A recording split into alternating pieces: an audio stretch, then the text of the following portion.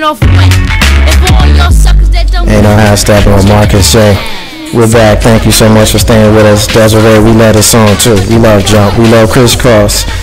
Condolences to the family of Chris Kelly. Ain't no half stepping with Marcus J. We're back, and definitely wanted to leave the final segment of the show prior to the rants and the closings, because I wanted to take a little bit of time to talk about the women that were rescued last week in the House of Horrors in Cleveland.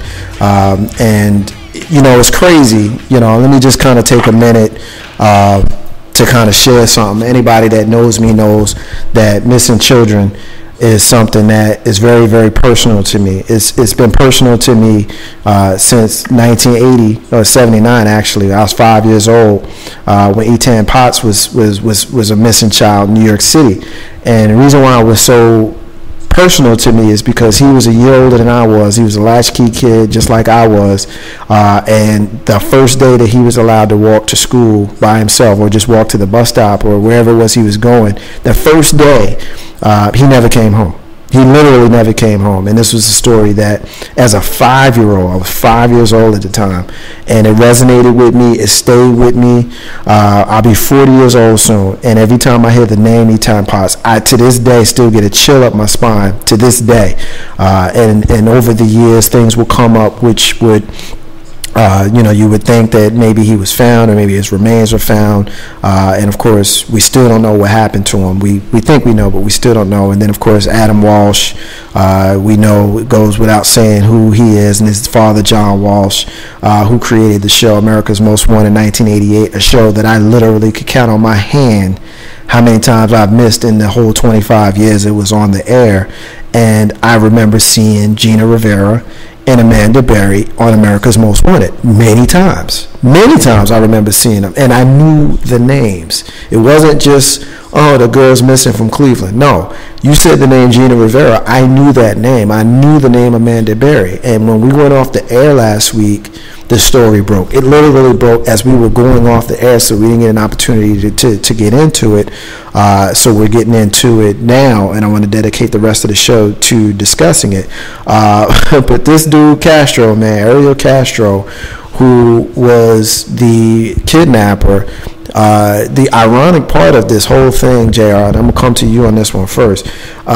Ariel Castro's daughter was good friends with Gina Rivera. And I remember watching America's Most Wanted in 2006, and you saw Ariel Castro's daughter interviewed at the time, and she mentioned how she was supposed to be with Gina that day.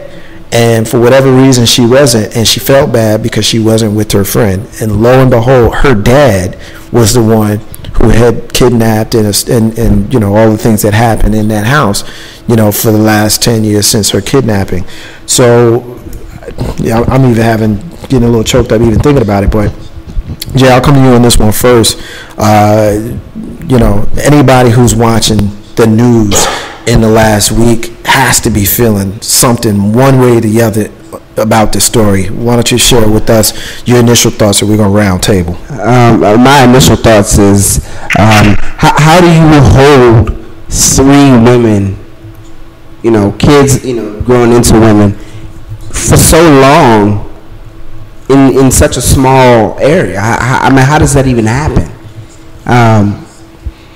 So that's what I'm thinking initially. Then as it comes out, you know, he's the bus driver, and, you know, the relationship, you know, that people in Castro family, you know, may have had with, you know, some of these other people here. I've seen lots of people come out and say, "Oh, we knew nothing about it. We didn't know." But how do you not know? That's your father. That's your brother. How do you not know?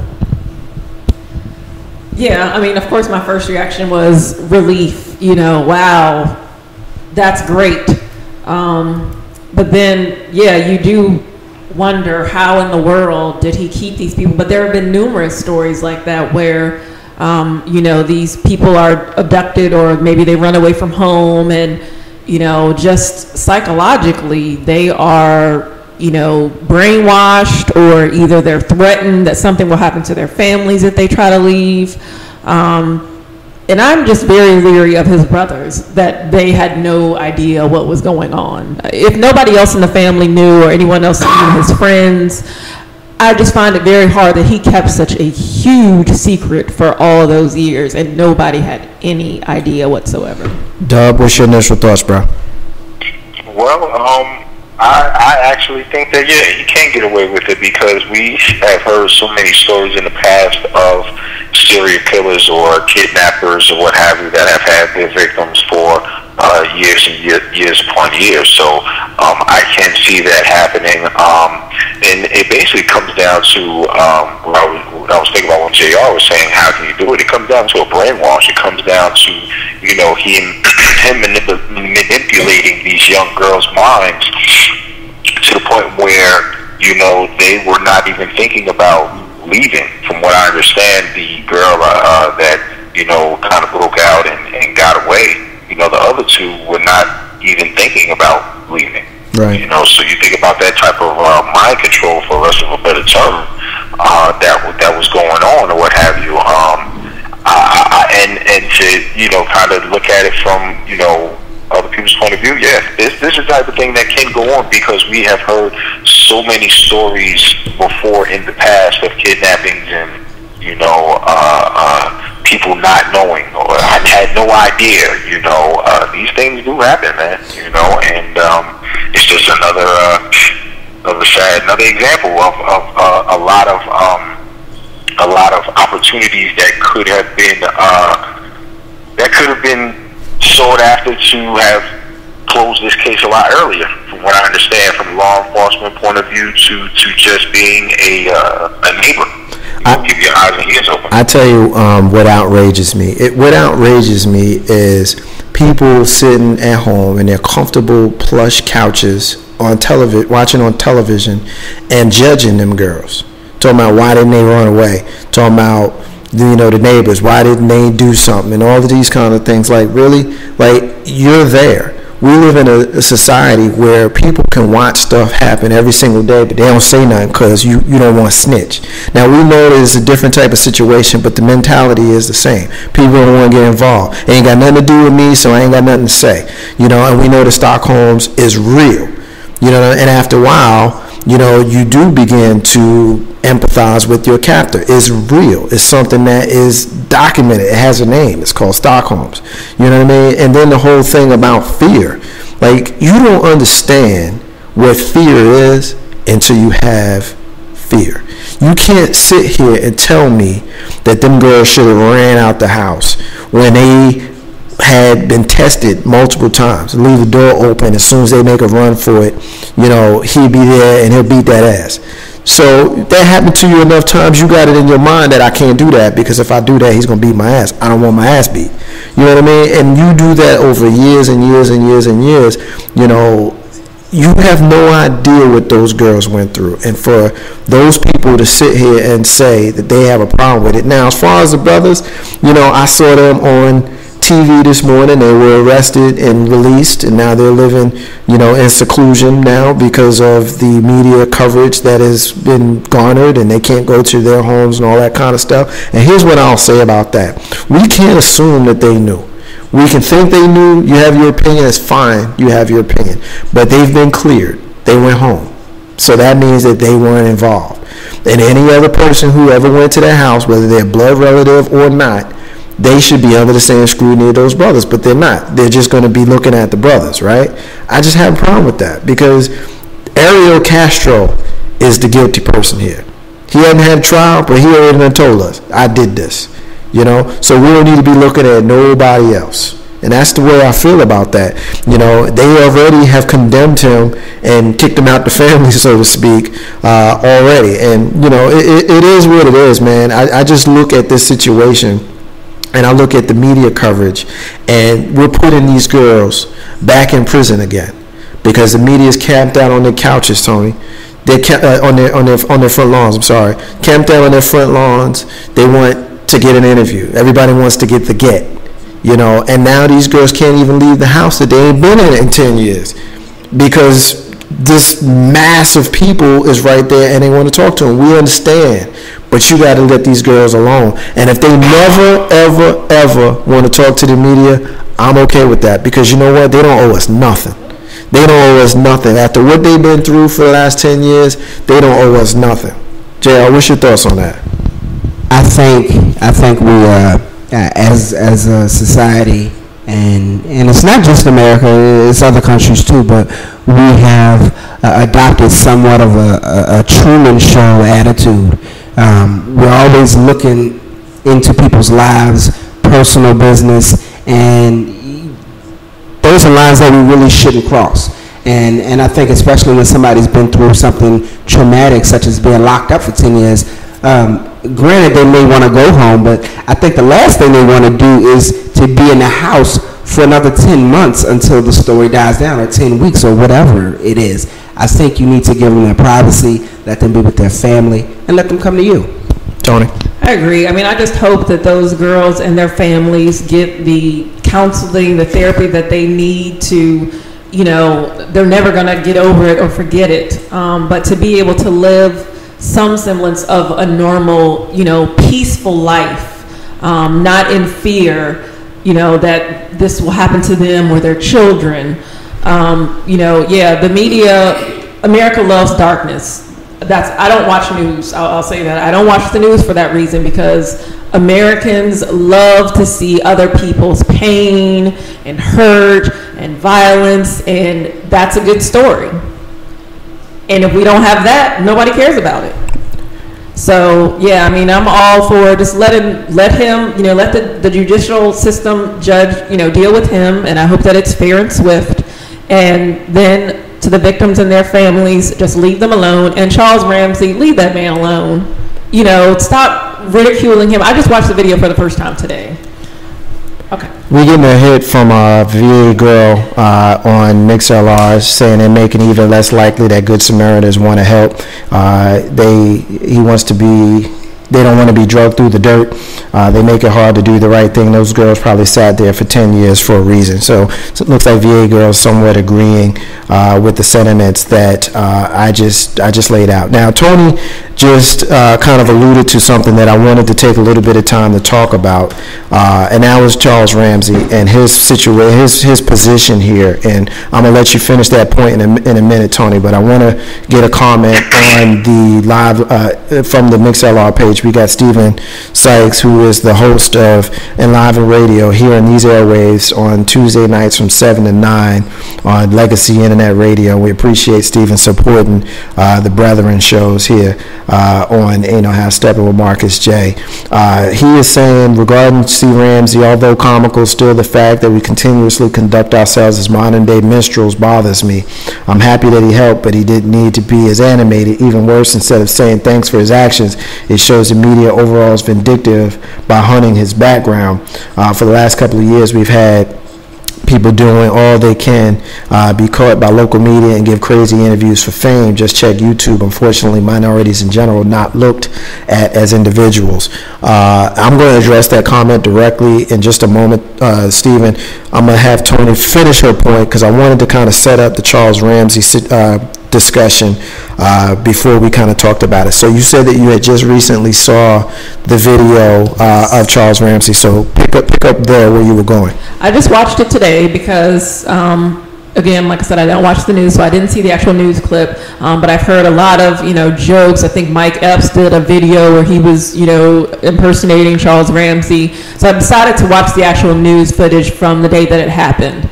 And I didn't see, you know, where he was, you know, he didn't seem illiterate or ignorant. You know, of course he was excited. This man just basically saved these women's and these children's lives. You know, that doesn't happen every day. And yes, he's who he is. He didn't put on any sort of, you know, facade for the cameras.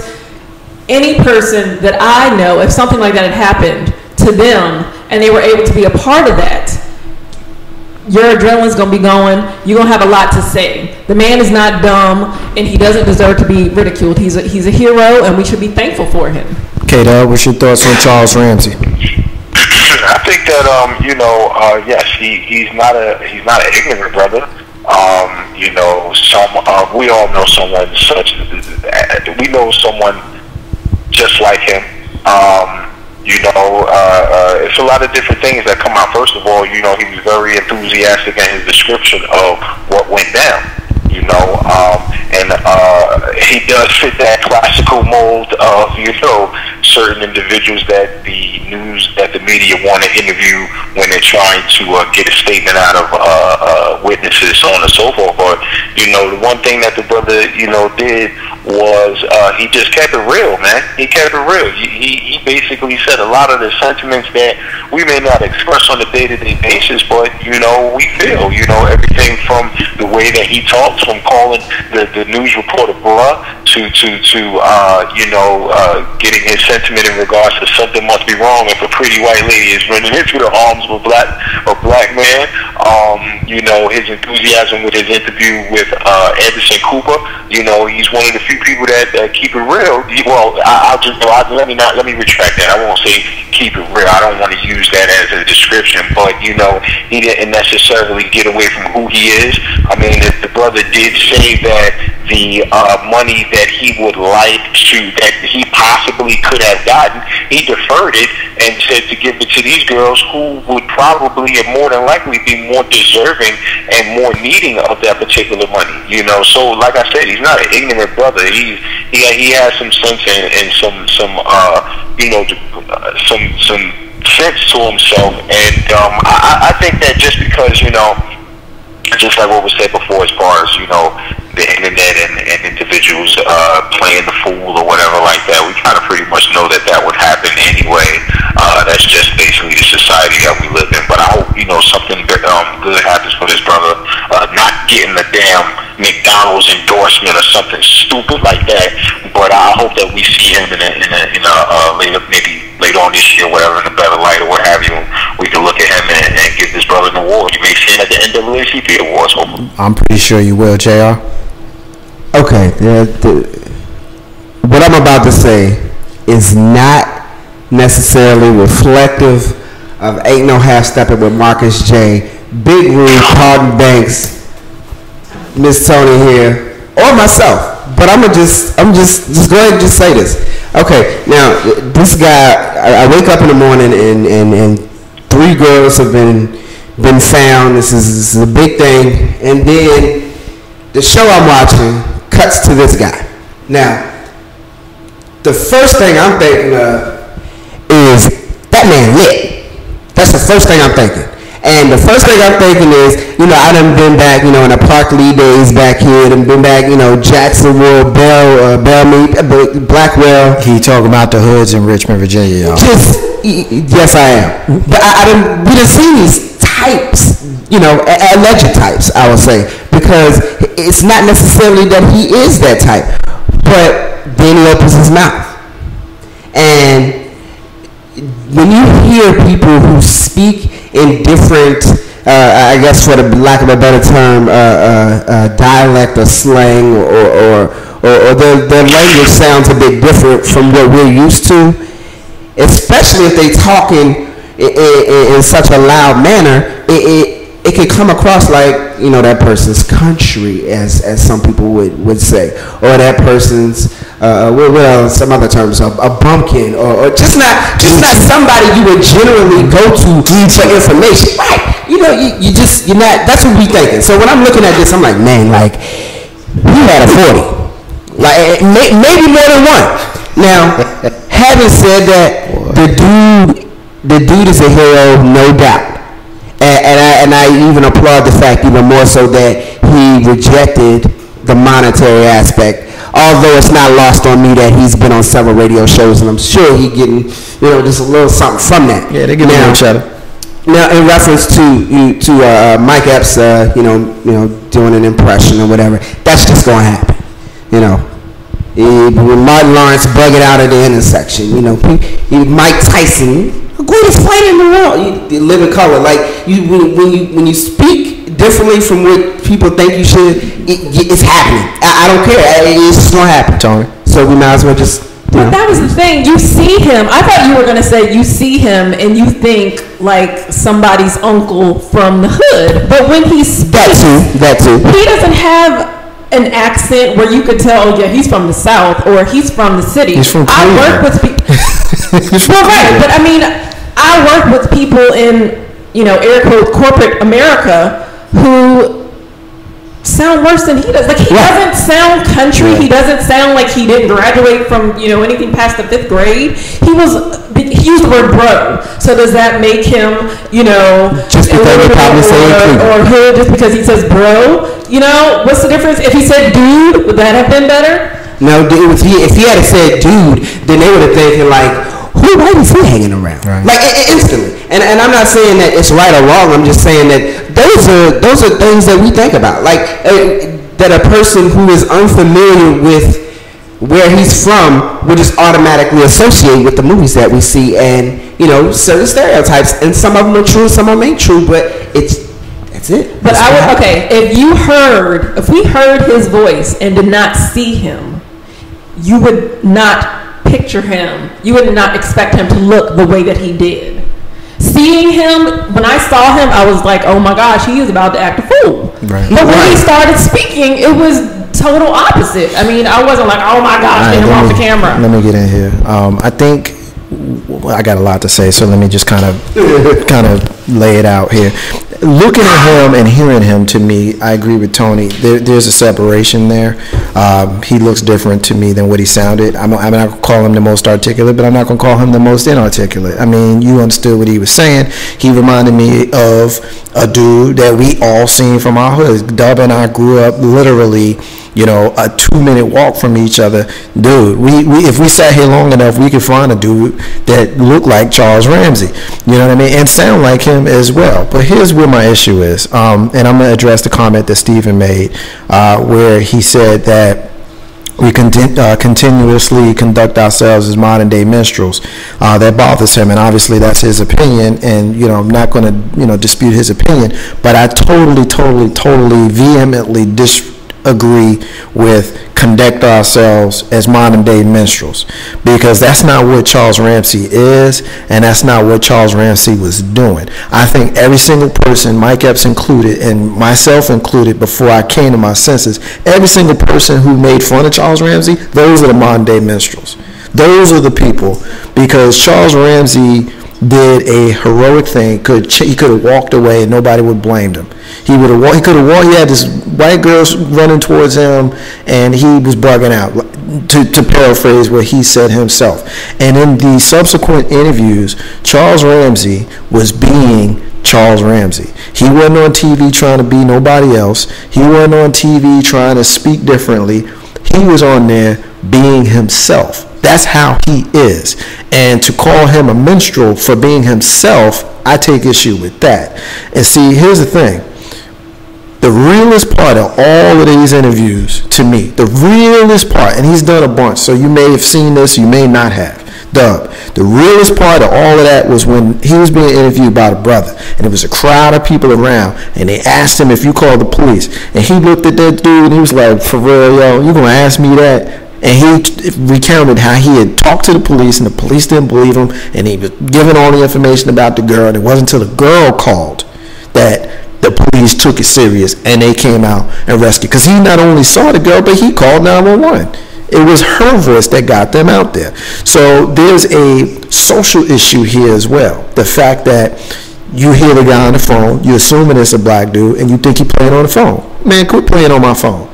And Charles was upset about that, because at the end he was like, they silly asses. And it was true. They were silly asses. I think after 10 years of having these girls missing, you need to take every single tip seriously. We know you get hoaxes. We know they waste your time. We understand that. But you need to follow up on every single one of those tips. And I tell you, we played Sweet Brown on Ain't No Half Step by Marcus J a few months ago when that story broke. And we all had fun with that, myself included. I thought that situation is a little bit different than this. But see, here's the thing. I think, myself included, and I'm not just chastising anybody individually without including myself in that, but we need to learn how to be more accepting of our own people. Just because we may split a few verbs, just because we may not speak the king's language the way the king interpreted it himself, just because we don't speak white, as we like to say in the black community. Sorry, white folk, if you don't get that reference. Let me just explain it to you real quick. Whenever you get a black person that speaks proper, we say they speaking like y'all. Yeah, Tony gets it, I get it, but I don't get it no more because I just talk like how I want to talk. If you got a problem with it, don't talk to me. But see, here's the thing.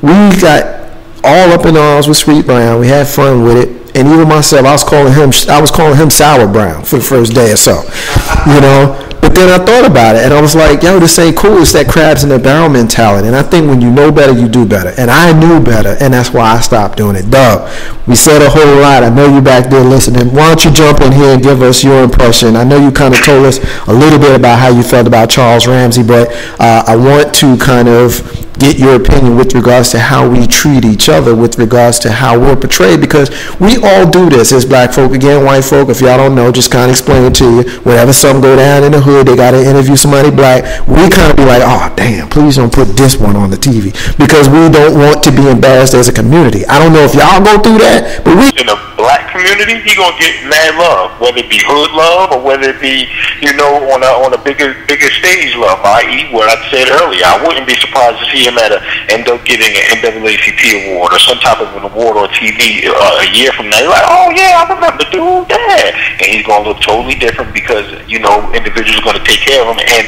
they're gonna show him his love and give him his flowers for the act that he portrayed, that act of bravery that he did.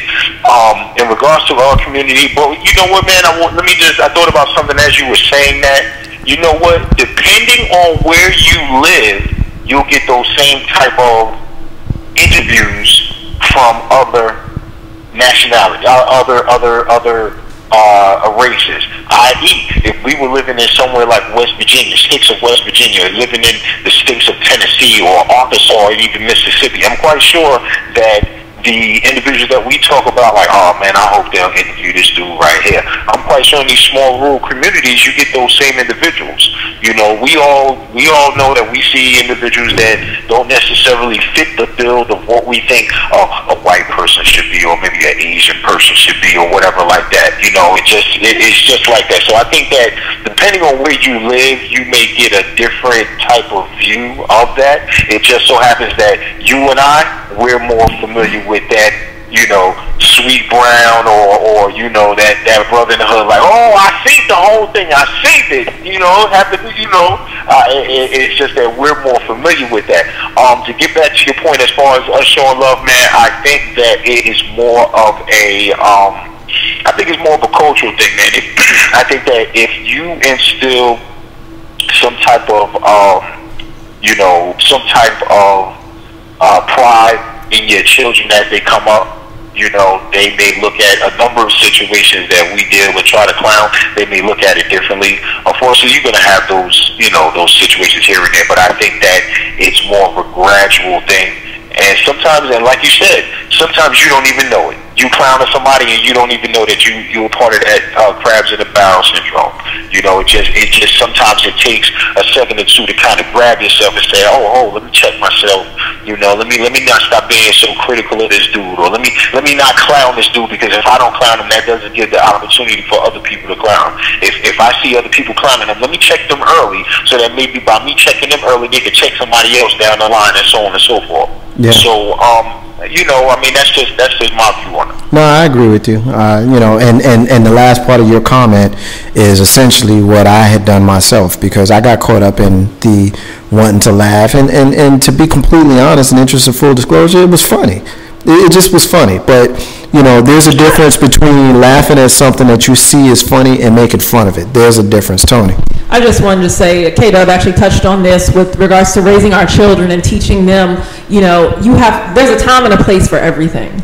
You know, culturally, yes, we need to be diverse. There's nothing wrong with, you know, yeah, like Mark said, we might, you know, cut a verb here or there, but you need to know how to kind of morph depending on the crowd you're around.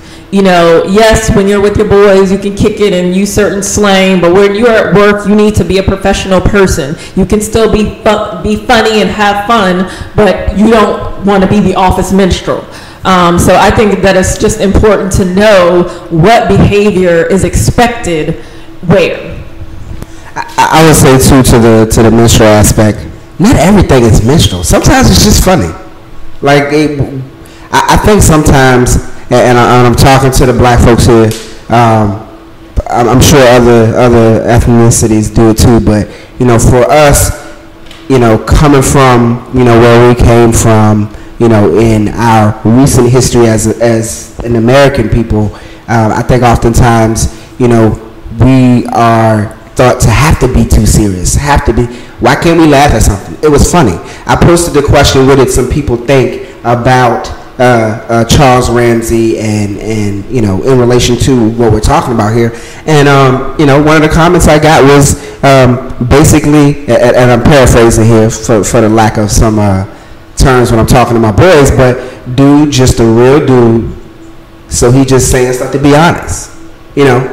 And he said what he was asked what he thought about, you know, people calling him from all across seas to tell him he was a hero, and he said that's gonna make my Boost Mobile bill over $50. That's funny. When I read that, I you know, I had to take the mic away. That's funny, but and it's not minstrel. It's just funny because what he said is actually what came to his head, and I think a lot of times it's funny because it's refreshing. So yeah, I agree. I mean, and that's essentially the comment. I think we're all agreeing on. There's certain things that are funny, and there is a fine line for it, and I think we all have identified what that line is because we were all, by our own admissions, taking part in the laughter because it was funny. The dude was funny. He was comical. You know, he was animated. I think that, you know, one thing that we're not really addressing is the fact that they probably ain't used to seeing that much media attention in that neighborhood. I mean, in my hood, we only saw the media when somebody got killed. You know what I mean? So, and even then, sometimes we didn't see them show up. So they're not used to it. Charles Ramsey is probably not used to it. When's the last time somebody even asked him his opinion or something other than somebody that was in his immediate circle? Obviously, I don't know, but I'm just kind of speculating. So you got these people that are rushing through the crowd, swimming through the crowd to get to you, and they want to talk to you. Of course he's excited. Of course he's excited. Of course he's animated. You know what I mean? And I'm guessing that the Charles Ramsey, you know, that you saw was Charles Ramsey, you know, times 10. You know what I mean? I would guess that, you know, what you saw is probably what you get, but he's probably not that animated. Just like I don't think that Sweet Brown talks with her eyes bugging out and says things like Jesus is a fire. You know what I mean? Like, she don't talk like that for real. I mean, you know, she was just excited. I honestly believe that, and we got a kick out of it. But I think those of us who are serious about how we portray ourselves as individuals and as a community, we're the ones who have a greater duty to check those who want to put, you know, inappropriate things on Instagram with a picture of Raven Simone as a 5-year-old. I think we all seen them. And it's not, those are not funny to me because those you're going too far. And I think those people who are making videos making fun of Charles Ramsey, I think you're going too far. We got a couple of comments that I want to get into before we end the segment. One comment that I've got, actually just one comment from VA Girl. They are making it what is it? Hold on, wait a minute. That's the old that's the old comment. Okay. But as black people, we know that seeing folks like Ramsey on TV is setting us back years. We fight so hard to be respected and things like this. While it's funny, just don't need to be seen on TV. I just wish he would have been a little bit more articulate and cleaned up. Here's where I'm going to disagree with you, VA Girl. Charles Ramsey was himself, and I alluded to that, you know, earlier. He was himself, and I don't think that it's fair for us, while we would like to see him more cleaned up and articulate, and in a sense I understand where you're going with that, but you know, the alternative would have been, before he gave an interview, for him to go home, take a shower, comb his hair down, call in a team to kind of get his statement together. It just doesn't work that way. It really doesn't. And when something happens, when you got to talk to folks on the spot, you get what you get. You get what you get. And, you know, we're not talking about the Charles Ramsey of the world, and change the name because it's for the point I'm making. We're not talking about the guy who just got busted for beating up his girlfriend and he looked like that. You know, we're not talking about the guy who's selling drugs but he's dressed like Stringer Bell. We're talking about this dude that just saved some people and they caught him on the spot. If you look at some of the cell phone video that they got of the police showing up, you see Charles Ramsey standing there holding Amanda Berry. You see him standing there, and she's clinging to him like a savior because he was. And I think we should respect that. You know, Steppin, Marcus, Joe. We're going to leave it there for the night. We appreciate everybody hanging in there with us at this late hour. We're going to take our final break of the night, and it will be brief. And then we're going to come back with our rants. We're going to come back with our closings. We're going to close out the show. Marcus J. and Steppin with K-Dub, Miss Tony, and JR, live from the Den, the flagship show on Legacy Internet Radio. Steppin, Marcus J. Be back in a minute.